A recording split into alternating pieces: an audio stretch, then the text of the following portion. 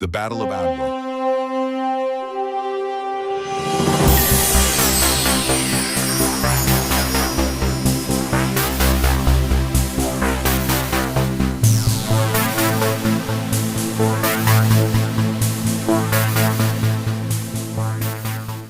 There are two nations in Africa never to have been colonized. One is Liberia, and the other is the land of 13 months of sunshines, Ethiopia.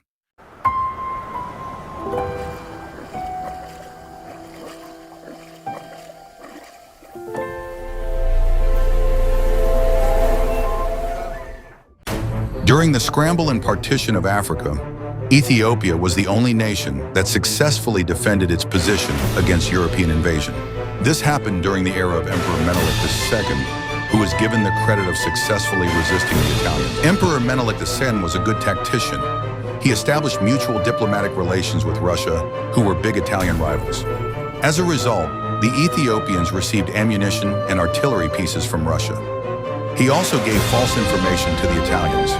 He cheated them that the ethnic rivalry between the Amhara and the Tigrians would disallow their unity during war. Again, he told them that Ethiopians were running out of grain stock in the harsh weather. On the other hand, the Italians were under the lead of General Baratieri. Having received false information about the Ethiopians, General Baratieri was overconfident in his army as he underestimated the Ethiopians. As a result, he failed to abide by the treaties Italy and Ethiopia had signed.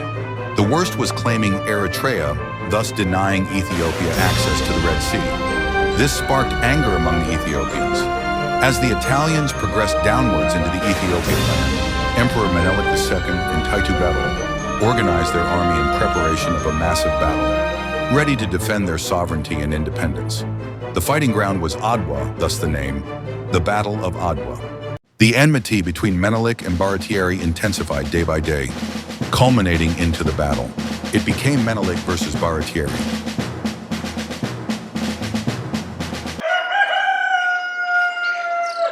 It is 1st of March 1896.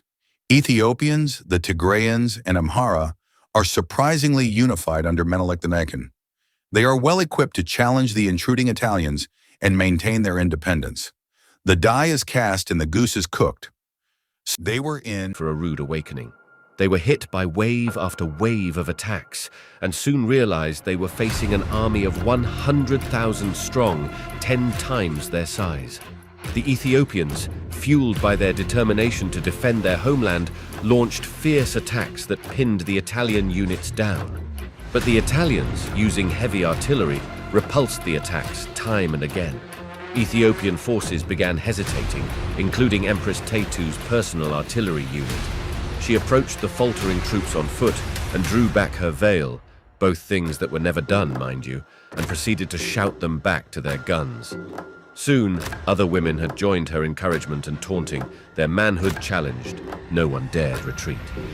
When Menelik released his reserve of 25,000 men, the Italian brigade was completely. When the 2nd Italian Brigade came to the aid of the 1st, Menelik drove between them, splitting the Italian force.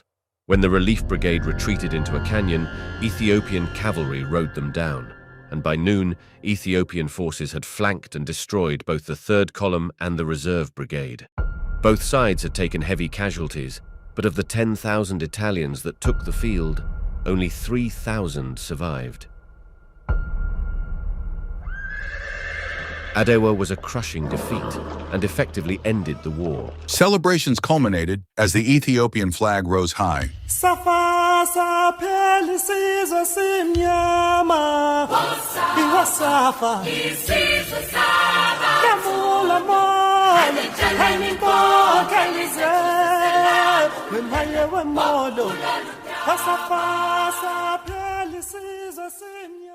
On the other side, the Italians were sent packing as the last of the superior leaders left Ethiopia.